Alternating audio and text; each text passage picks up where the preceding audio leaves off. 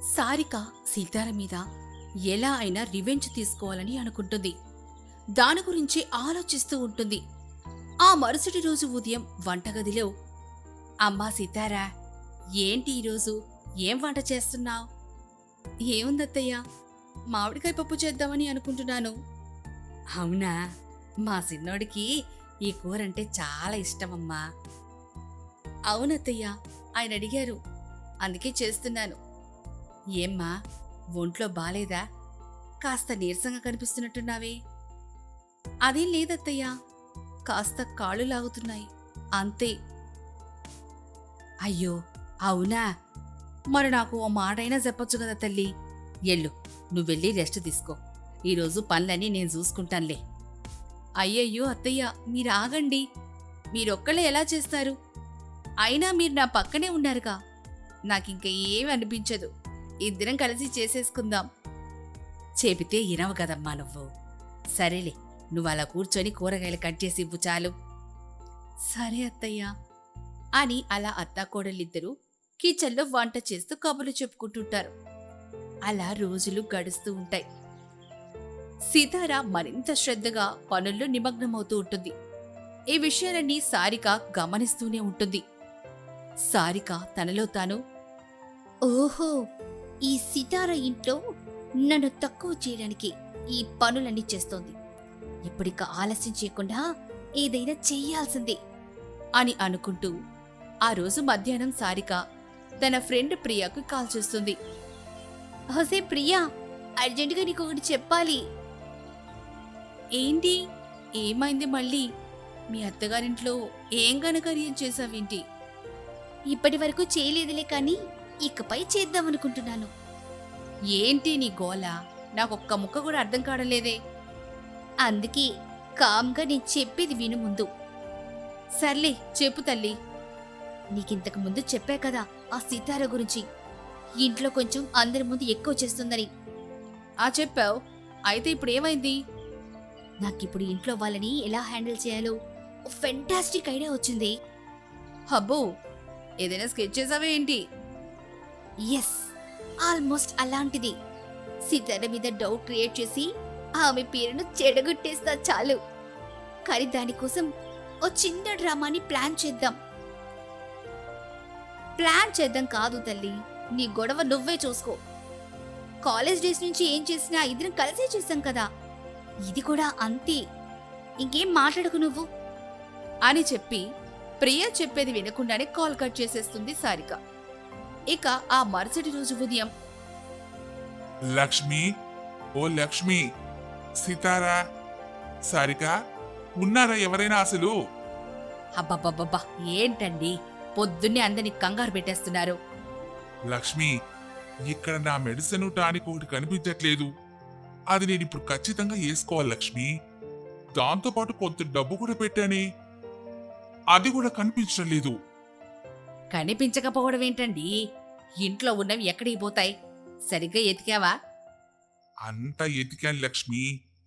అదేంటండి, ఎప్పుడు లేనిది ఇలా జరిగింది అని వారిద్దరూ టెన్షన్తో మాట్లాడుకుంటూ ఉంటే లోపల నుంచి సారిక మెల్లగా బయటకు వస్తుంది. ఏమైందా ఆంటీ, అంత కంగారుగా ఉన్నారు? మీ మావయ్య గారి మందులు ఇక్కడ పెట్టిన డబ్బులు కనిపించడం లేదమ్మా. ఈ ఇంట్లో ఎన్నడూ ఏది పోయింది లేదే, ఇప్పుడు ఎంత ఎదిగినా కనిపించడం లేదే. అయ్యో, ఎంత పని జరిగిందా ఆంటీ? ఆంటీ, మరోలా చెప్పడం కాదు కానీ చివరిగా అంకుల్ మందుల కోసం వెళ్ళింది సీతారనే కదా, తనేమైనా? చచా, సీతార తానెందుకు అలా చేస్తుందమ్మా? అలా ఏమై ఉండదులే. అయినా డౌట్ వదల్లేం లక్ష్మి, ఓసారి అడిగి చూద్దాం.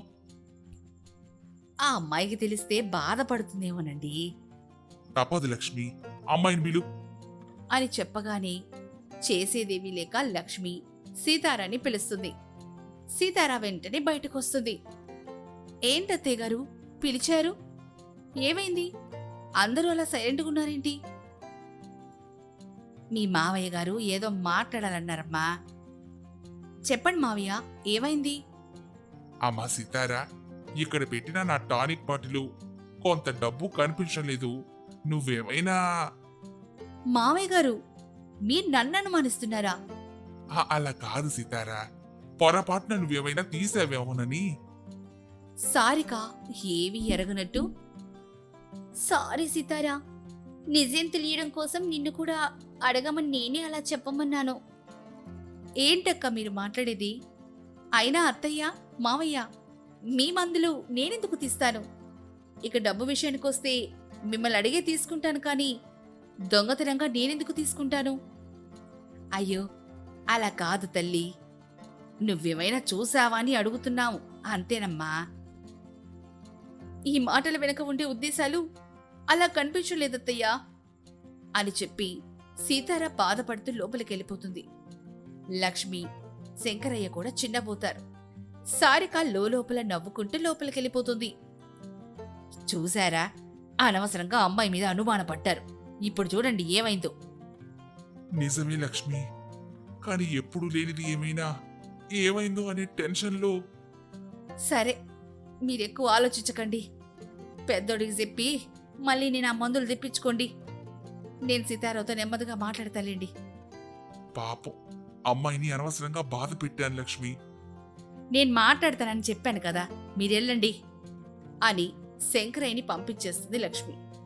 ఇక ఆ సాయంకాలానికి ఇంటికొచ్చిన విక్రమ్ శ్రీకాంత్లకు విషయం చెప్తాడు శంకరయ్య. బాబు విక్రమ్, నా వలన ఓ తప్పు జరిగిపోయింది బాబు, నన్ను క్షమించు. అయ్యో నాన్న, మీరు నాకు సారీ చెప్పడం ఏంటి? సీతారకు అర్థమయ్యేలా నేను మాట్లాడతానులే, మీరేం బాధపడకండి. సీతార నాతో మాట్లాడే వరకు నా మనసు ప్రశాంతంగా ఉండదు బాబు. నాన్న, విక్రమ్ మాట్లాడతానన్నాడు కదా, మీరెళ్ళి పడుకోండి అని వారిద్దరూ తండ్రిని సముదాయిస్తారు. విక్రమ్ సీతారాకు అర్థమయ్యేలా విషయాన్ని చెప్తాడు.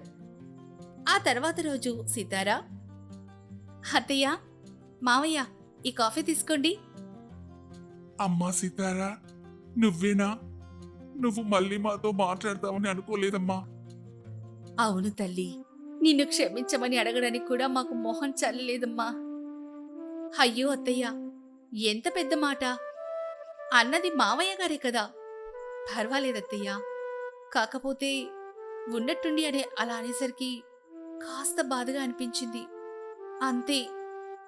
అంటే తల్లి, అదేదో కంగారులో. మావయ్య, మీరింకేం మాట్లాడకండి. కుటుంబం అన్నాక ఇవన్నీ సహజం. మీరు ముందు ఇవన్నీ మర్చిపోండి. నేను బాగానే ఉన్నాను. చాలా సంతోషం తల్లి. నిజంగా నీ స్థానంలో నాకు కూతురున్నా సరే ఇలా నీలా ఆలోచించేది కాదేమో. అవును సీతారా, అంతా విక్రమ్ వలనే అత్తయ్య అని చెప్తూ ఉండగానే విక్రమ్ అక్కడికొస్తాడు. ఇక దీని గురించి మర్చిపోండమ్మా. మనం ఇప్పుడు అసలు ఈ ఐటమ్స్ ఎలా మిస్ అయ్యాయో తెలుసుకోవాలి. అవును బాబు, కానీ ఎలా? బయట కార్నర్లో సీసీ కెమెరా ఓసారి చెక్ చేద్దాం నాన్న. సరే బాబు, చూడోసారి అని చెప్పగానే విక్రమ్ ఆ రోజు జరిగిన సీసీటీవీ ఫుటేజ్ చెక్ చేస్తాడు. ఆ సీసీటీవీ ఫుటేజ్లో సారిక ఆ డబ్బుని టానిక్ బాటిల్ను గార్డెన్లో పెడుతున్నట్లు కనిపిస్తుంది. విక్రమ్ అది చూసి షాక్ అవుతాడు. వెంటనే, అందరూ ఒకసారి ఇలా హాల్లోకి రండి. సారిక వదిన, మీరు కూడా. ఏంటి విక్రమ్, ఇప్పుడేమైంది? నేను జిమ్కి వెళ్ళాలి.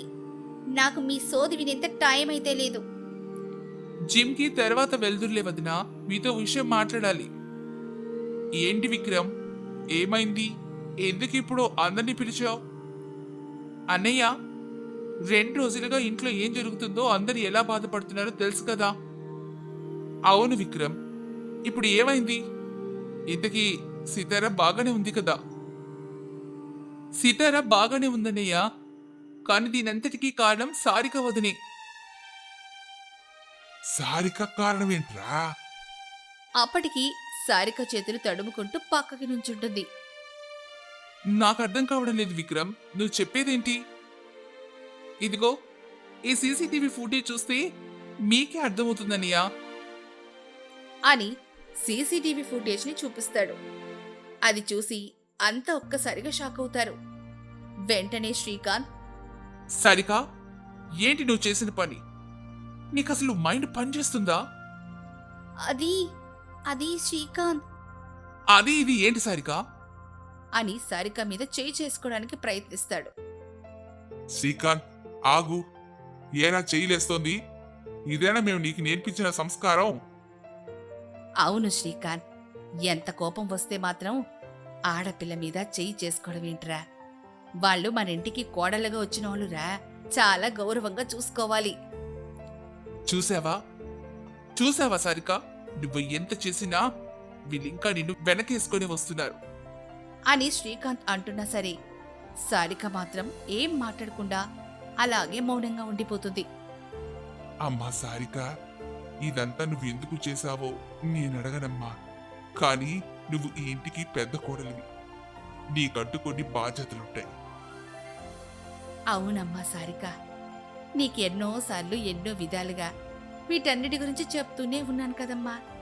కాని నువ్వు మమ్మల్ని ఏమాత్రం అర్థం చేసుకోవడం లేదు. అదే మా బాధ తల్లి. మీరు మాత్రం ఆ సితారకు నాకు కంపారిజన్ చూపించడం లేదా? నువ్వు కూడా తనలా మాతో కలిసిపోతే నిన్ను కూడా అలాగే చూసుకుంటాం కదా సారిక. నన్నెవరు ప్రత్యేకించి చూసుకోవాల్సిన అవసరం లేదు. నా మా నాన్న నన్ను బ్రతకనిస్తే చాలు. సారిక, ఇక చాలు. ఇప్పటికే చాలా ఎక్కువ చేసావు. ఇదే నీకిచ్చే ఆఖరి అవకాశం. నువ్వు మారావా సరే సరి, లేదంటే పరిస్థితులు వేరే రకంగా ఉంటాయి. అని శ్రీకాంత్ సారికను హెచ్చరించి అక్కడి నుంచి వెళ్ళిపోతాడు. ఇక మిగతా వారు కూడా ఎవరి దారిన వారు వెళ్ళిపోతారు. సారికకు మాత్రం సితార మీద ఇంకా కోపం పెరుగుతూ ఉంటుంది. సిటీ కోడలు వర్సెస్ పల్లెటూరి కోడలు థర్డ్ పార్ట్ కోసం లైక్ చేసి కామెంట్ చేయండి.